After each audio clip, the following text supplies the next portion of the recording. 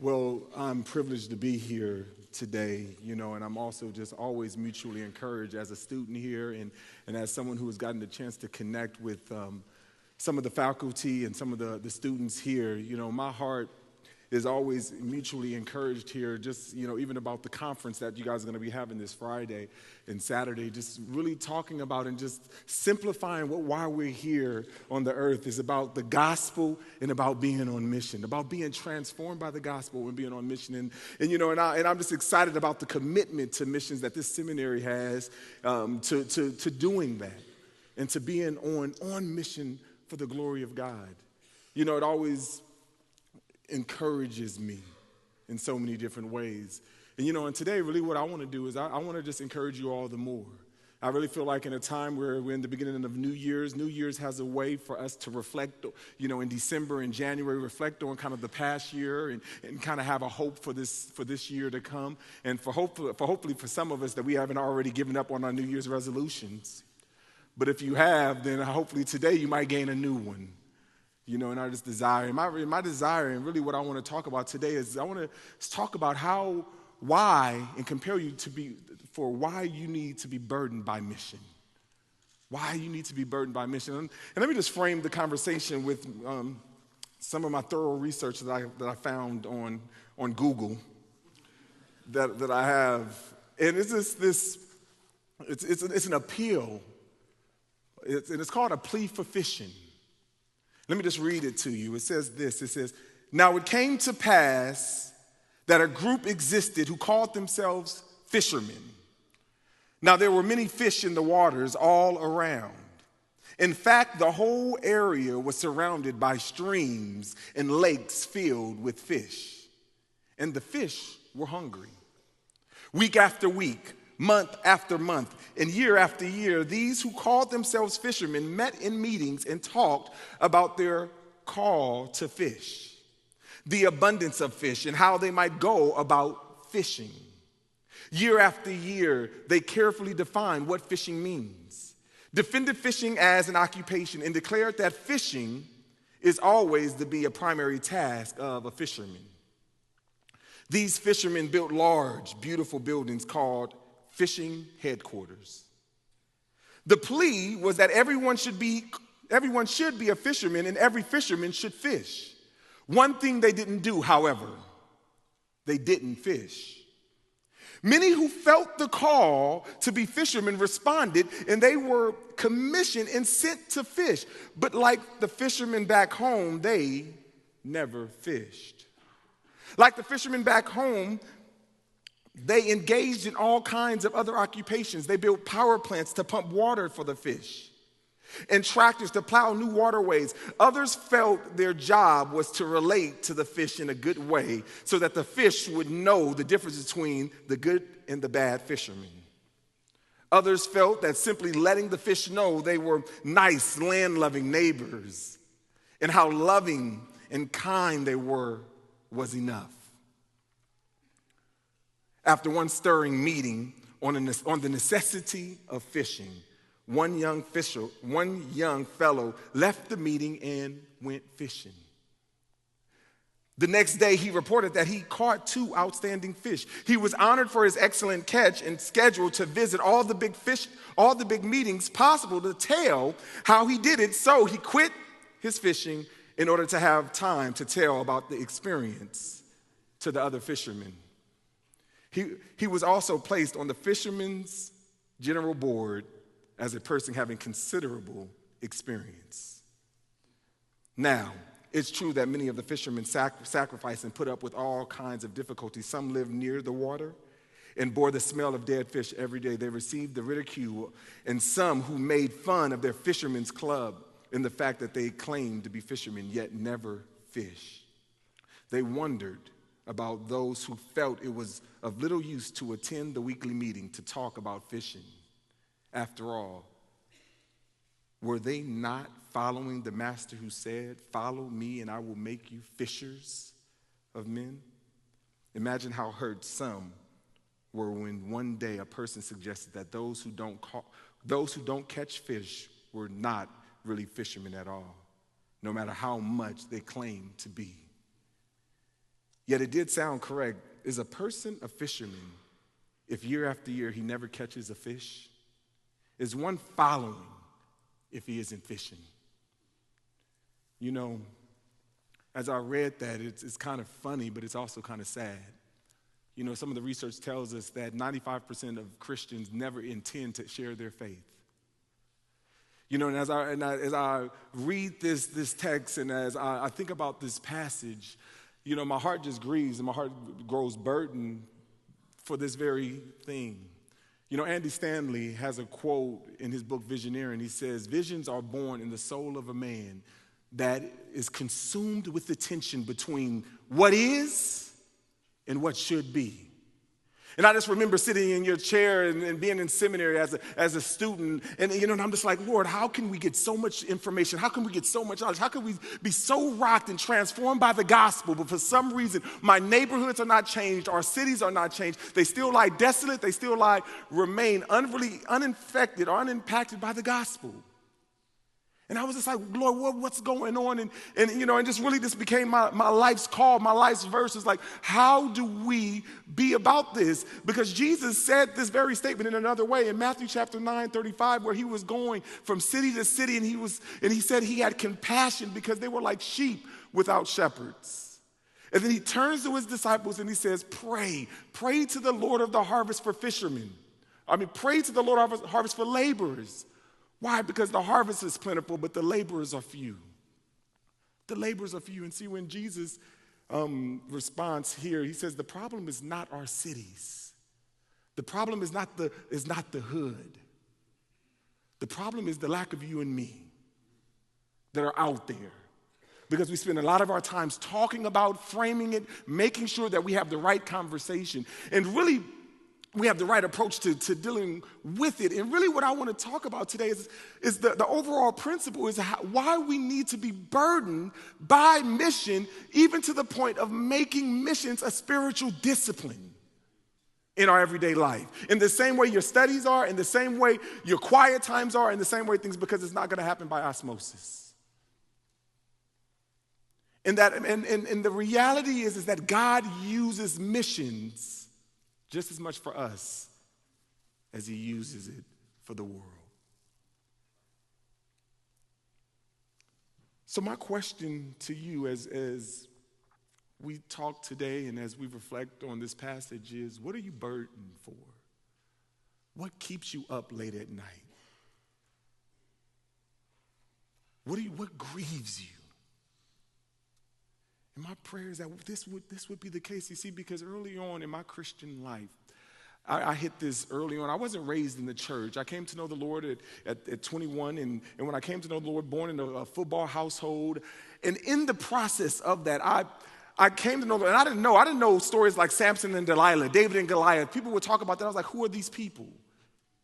But I would go back and I would study. And, you know, and during that time as a student in college, I would go to every Bible study. I was at the BSM. I was at Campus Crusade for Christ, InterVarsity. I was at anything because I felt like I was a football player. And I was like, I need to catch up. So I was in spiritual tour-a-days. You know, I was just like, I need to get it. And, you know, that's because I felt like every Christian knew the word of God and they wanted to share it with others. And so I was in here and doing this. I was just like, I was hearing words and terms that I met this group of people who was loving the Lord, but they weren't talking about some of the stuff that I was learning. You see, when I was going to some of these studies at Campus Crusade or the BSM, one of the things that they would talk about would be evangelism and discipleship. And I was just like, what, you know, I know my friends love the Lord, but they're not talking about this because my friends, to them, Christianity was don't go to the club, don't drink, don't smoke, don't have sex outside of marriage. It was all the don'ts. And it was just like the Christianity was just really a reactive thing. And I was just like, for the first time, I'm seeing God, you have actually called us to do something, to be proactive. And so just like any believer, I just started, young believer, I was just like, I need to invite my friends to this to get what I'm getting, to see that God has called us to something. You know, and for many of us, I was just saying like, you know, Lord, it seems like we as the church, we always posture ourselves in a defensive posture. But when I read Matthew chapter 16, where he says, Peter, upon this rock I will build my church and the gates of hell will not prevail against it. is that when I see that I see the church on the offensive, not the defensive. But so many of us, our goal is to keep hell out of the church instead of the church charging the gates of hell. And so for many of us, we theorize, we talk about, we conceptualize missions, but we're never going out, we're never getting dirty, we're never going and actually doing missions. And so I just started inviting my friends, and I was just like, Lord, there's a group of people who are raised in the urban context. There's a group of people here that are not getting this. They're not getting the teaching. They're not getting the doctrine. And I was like, Lord, how can I be a part of doing that? So I just invited my friends to the studies. These were predominantly white studies. I didn't care. I just wanted to grow and I wanted to learn. But most of my friends were minorities and growing up in the urban context. They would come and it was like, man, good teaching, but there was always a but. It was like, I'm just not feeling, the acoustic guitar. I'm just, used to a little bit more. And there was always some tension there that they would, do it. And there was this wanting for something spiritual. And so really my call to ministry was, Lord, how can I help be a part of the solution to bringing the gospel into the urban context and taking it in a way to do it? And so this is what we did. We just said, how can we create environments to invite our friends to?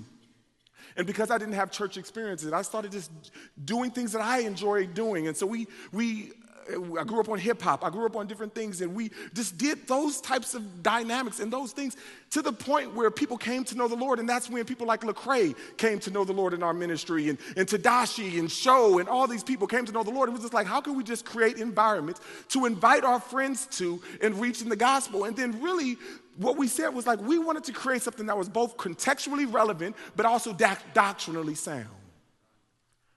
Because we saw for so many of us is that we felt like that either I'm around people who understands my context but don't get my commitment to theology, or I'm around a group of people who get my commitment to theology but don't understand my context. And it's like, how can I wed the two? And it was just like, how could we create? And I realized that our story wasn't a unique story. And so God, through his grace and his sovereignty, basically allowed it. And all of a sudden, it became a national platform. And then all of a sudden, God has just graced us to the point where on December 15th, in Denton, Texas, 30 of us said we need to make a commitment, and we made a commitment to leave Denton, Texas, to move to Atlanta, Georgia, to start Blueprint Church, because we said in a time where the world is becoming more urban, more dense, more diverse, more minority, majority, all of our contexts, it just seems like there's no one speaking on our behalf that understands both our context and our culture, and there's no lightning rod. And it's just like, how can we be about missions? How can we go about in doing that? And so we did that, and by God's grace, he's given us favor in it in so many ways. When we started the church, we said we want to have a very simple strategy, and our strategy is simply the DNA of Blueprint. And if you were to go to our website and click on the DNA, you would just simply see under our core, and at our core is that the gospel changes people and people change the world. And therefore, it's our job to unleash healthy people to do ministry where life exists. Simply to equip the saints for the work of service. And the way we measure health is by a threefold pillar, is that people who are growing in the gospel in the context of family while being on mission. And so each and every year and every time, we're always constantly recalibrating ourselves around this, around our DNA and what creates us and what makes us tense. And so we just said, what does it look like for us to stop and to make this year, and how do we be burdened as a church about missions? And I want to share with you just this passage and give you basically 5 reasons why. And I'll sit down. 5 reasons why I believe that we need to be burdened by missions. Mark chapter 6, 30 through 44, Jesus is just receiving his disciples. And after receiving his disciples back, he sent them out in the previous chapter, and they went and they were able to go out and all the things that they were doing. And so they're coming back, and they're tired and they're fatigued. And so Jesus was like, well, let's retreat. Let's go rest. Let's go reflect on and seeing what all that has taken place. And so as they begin, they're reflecting. They get on a boat and they go to leave. And what's interesting about this is that in the midst of them going to retreat from the people, you read it right here.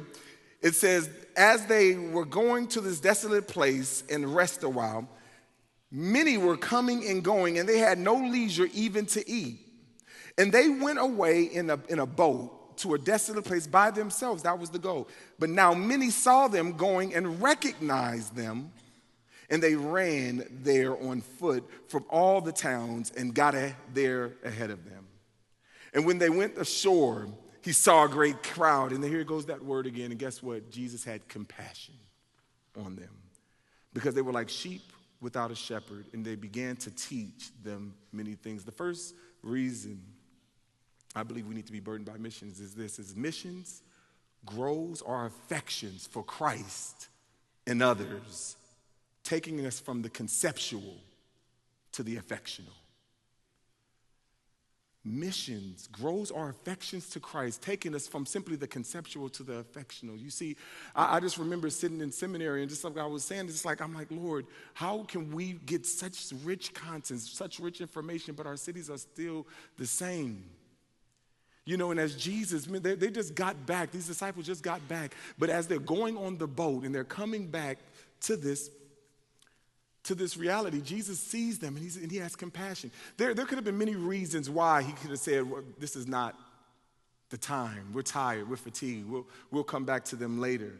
But he gives them this object lesson of the issue of overcoming idolatry. You see, in 1 Timothy chapter 1, Paul tells Timothy, he says, listen, the goal of our instruction is love.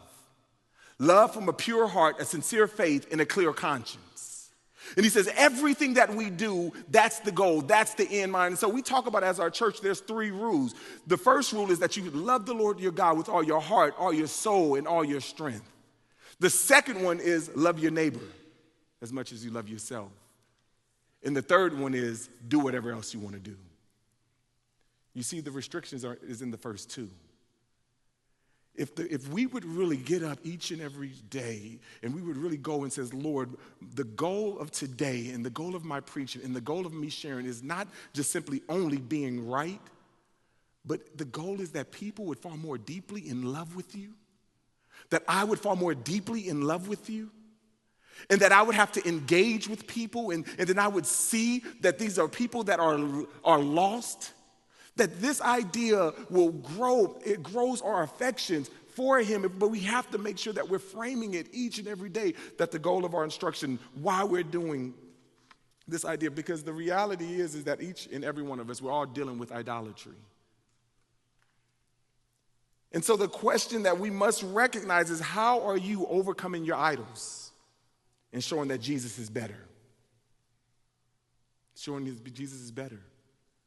You know, I live a good life. The Lord has graced me in so many different ways. But if you were to stop and say, Dhati, reflect on your life for a minute, and just if I was to take just me and focus on me for a while, I guarantee you in the next couple of minutes, I can get real sad and frustrated and have my own pity party.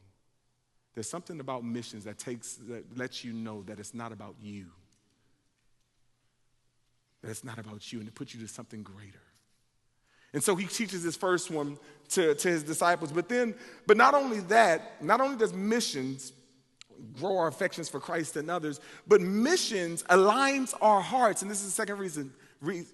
Missions aligns our heart with his, causing us to move from passivity to compassion.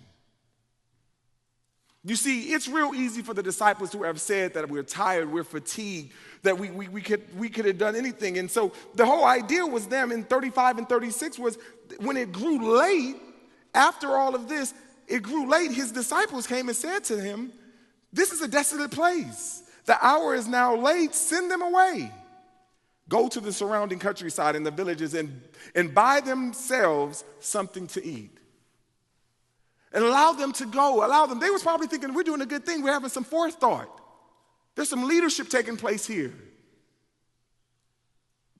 You see, I love this scene because the reality is right now that they're tired, they're hungry, they haven't even had time to eat and to think, and they're creating all these things. And I just remember one of our pastors, he gave us this definition of passivity.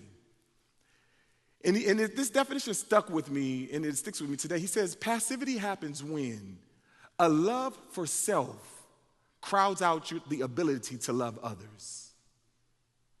It's when a love for self crowds out the ability to love others. See, a lot of times, and I love this object lesson because we think and we talk about ministry is always an overflow, and we always think it's at the extra stuff that we give. But right here, we have Jesus who's fatigued. We have disciples who are fatigued, and as they're going, he has compassion. And Jesus had a decision about him and his disciples. Either he can love himself now or he can love his people.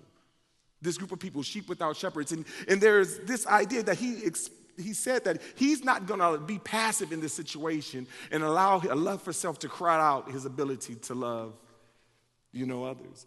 I remember as we was going to Atlanta, I came and, we did some mission trips. And I remember going to a Boys and Girls Club. And at this Boys and Girls Club, they were servicing 300 kids every week. And it was in one of the inner cities in Atlanta. And in these 300 kids, I went and talked to the director, and I said, how many have both mom and dad in the home? The director looked at me, he kind of smirked and laughed. He says, what's that? He was joking, but he says, no, seriously. Out of all these 300 kids, I can probably count on 2 hands, less than 10, that have both mom and dad in the home. But then he said, but you know what? I can give you more examples. I can give you more examples of 2 women, and he was referring to 2 lesbians, raising up the next generation of men in our city than I can the traditional mom and dad relationship. And I just remember at that time just being grieved, and I was just like, Lord, why does it not seem like no one is being called back to this? Why does it seem like we interpret God's call by the path of least resistance? That God is always calling us to bigger and better. He's never calling us to harder. And I was just like, and I'm looking at it, and I was just like, the reality is that as Americans and as Christians, you know what? We're addicted to comfort. We're addicted to being comfortable and and we hide behind that. Why? Because we're passive. There's a love for self that's crowding out the ability to love others. But see, the reality is that we must understand, and this is the third point, is that we must recognize that mission reestablishes our identity, reminding us that we are God's chosen vessel. 2 Corinthians chapter 5:17 says, God is making his appeal through us. Be reconciled. That this is his call. This is his cry. I know we've grown up in churches and we've heard the statements that if we don't praise him, he'll have the rocks cry out. Yes, Jesus, God, the Lord can make the rocks cry out. But the thing is that he has chosen to use us. But the question is, the harvest is plentiful, but the laborers are few. We got too many of us that are unwilling vessels to do it. But he recognizes, and so after they tell him to send them away into the surrounding country and village so they can buy something to eat. In verse 37, he says, but Jesus, he answered them and he says, you give them something to eat. God has chosen you and I to reach the cities, the context, to it. And we recognize this, it reminds us that we are God's chosen vessel. You see, but what's interesting as the passage in 38 and following is the fourth point is that missions reminds us of our deficiencies, driving us to pray. Missions reminds us of our deficiencies and reminds us to pray. In verse 38, it says this, and they said to him, shall we go and buy 200 denarii worth of bread and give them to eat? So they make him see how outlandish this is. Like 200 denarii, should we go? 200 days worth of work? Should we go ahead and do that? And he said to them, no, what do you have? How many loaves do you have? Go and see. And when they had found out, they said, 5 and 2 fish. Then he commanded them all to sit down in groups on the green grass. So they sat them down in groups by hundreds and by 50s. You see, the dialogue began in verse 38 where he gives us that emphatic, you feed them. Right there, he's basically wanting them to admit their inability to do what God is calling them to do. He's calling them to something greater, something that we know that's beyond their capacity, to recognize their deficiencies in there. And then they begin to interact. You know, it's interesting about this verse is that in this verse, you have these disciples who are going back and forth. And Jesus was saying, go and feed the over 5,000 men that we have. And he was like, what do you have? We have five and two. That's all we have. And what ends up going on is that he says, get that, gather it up, have them sit down. And then so, you know, I could just imagine the disciples like, all right, sit down. Jesus is about to do something. I really don't know exactly what's going on, but he's told us to sit down. And so he sits them down, and then they come back and they begin to bless it. You know, what's interesting about this, and I've wondered many times, that in this passage, there was over 5,000 plus people there. I believe that probably all the 5,000 probably didn't even know a miracle was going on. See, the miracle was primarily for the disciples. That God was using this as a sanctification tool in recognizing that, listen, all I know is we started with something, and every time I go out, I come back, there's more. But then I go back and I come back and there's more. And then there's this, and you know, like, I don't know. And because in the midst of it, as Israel is rejecting Jesus as king, and they're making him a good man, they're making him a prophet, they're making him John the Baptist, they're making him all these things. He says, no, you know, just the thought of the disciples' minds and saying, no, he's more than a prophet. He's more than all these things. Because if you would have known what we started with and what we have now, is that like I just keep going back. And I keep seeing God doing miraculous things, and that missions was primarily used for the disciple sanctification than it was for the actual benefit of the 5,000. Jesus knew these people were going to get hungry again. They were satisfied because they were full. But see, the disciples' lives were changed forever because they said, Lord, you take the little that I bring and you multiply it. You see, the reason why I really believe that we need to use missions as a tool, as a discipline, is because of this very thing, is that I believe that God sanctifies us and benefits us more. And so I tell our church all the time, it's like we need to go and save Atlanta. We need to go out and have impact on Atlanta, not simply because it's for Atlanta, even though that's, praise the Lord for that, but it's for us. And I really believe that many of us as Christians are not experiencing the abundant life because of this missing component of missions. We're talking it, we're philosophizing about it, but we're not doing it. Dr. Keithley in the class said this about this discipline. He says, discipline is not a sign of strength, but it's actually an admission of spiritual weakness.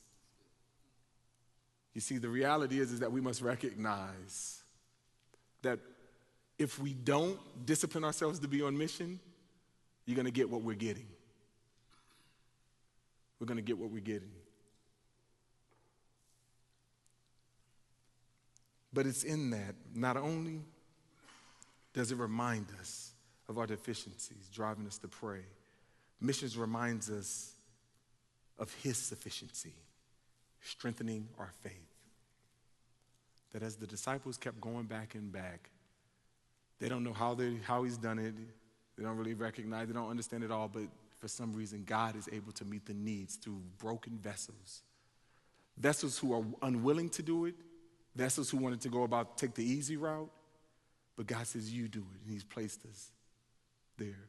You know, there's a group of families, we had about 20 families, or 20 people, moved into the historic West End about 2 years ago at our church, and it's an inner city part of Atlanta.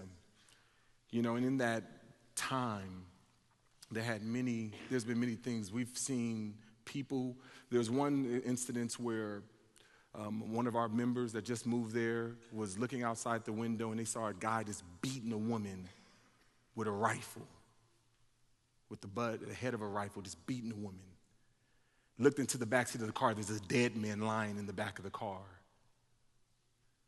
He goes out and he says, man, I'm calling the police. And he yells out his window, and but he's still just doing it. And then he comes back, he runs outside to stop this. And the guy pulls off, runs over, hits her, left her for dead.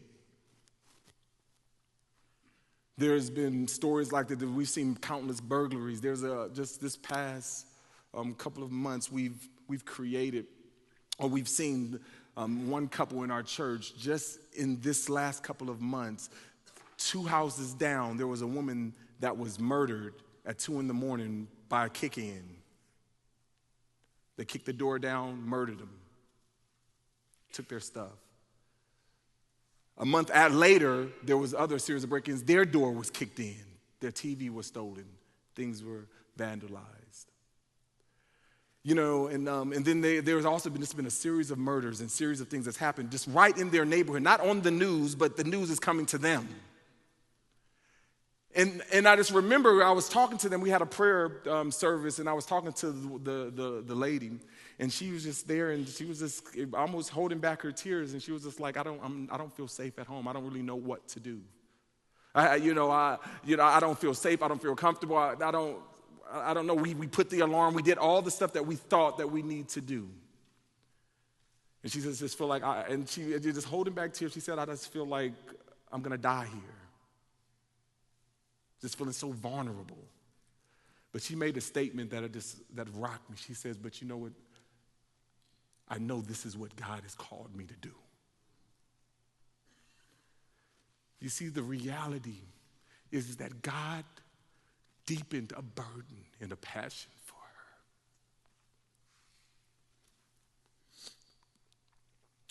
It wasn't just yesterday that I get a call from that same girl or the same couple that their door was kicked in again.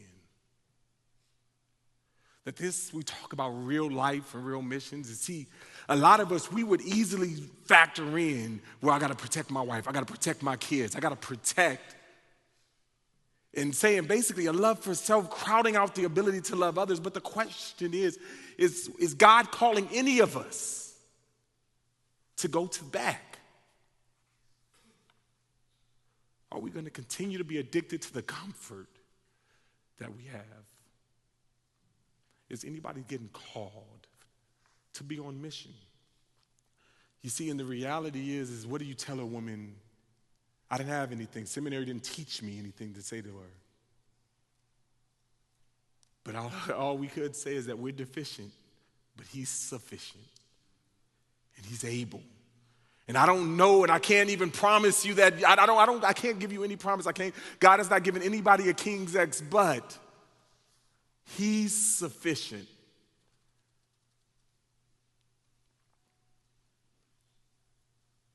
And if we're going to see, we all know the issues of our cities. But the reality is, unless we move and make missions as a discipline, we're going to continue to use and take the path of least resistance. We need laborers. The harvest is plentiful, but the laborers are few. God, force us out. Force us out. And that's my prayer for you. That's my prayer for my church, is that the Lord will no longer leave it up to us, but he would only put us in a situation where we have to go. We have to go. And so this is my prayer, and this is why, and I'm hopefully, this is why we need to be burdened by missions each and every day. And we need to make it a spiritual discipline in our everyday lives. Because if we don't, we'll continue to talk about our fishermen headquarters and the call to being fishermen. But if we're not saving any fish, the question, are we truly fishermen? Let's pray. Father, we're grateful. We're grateful to the fact that you use us. Unwilling vessels, people who many times run away from anything that's hard. But Father, you still use us. Father, teach us to get beyond ourselves. Teach us to live for you and for your glory. Humbly submissive hearts that makes it about the advancement of your kingdom, the person and work of Jesus.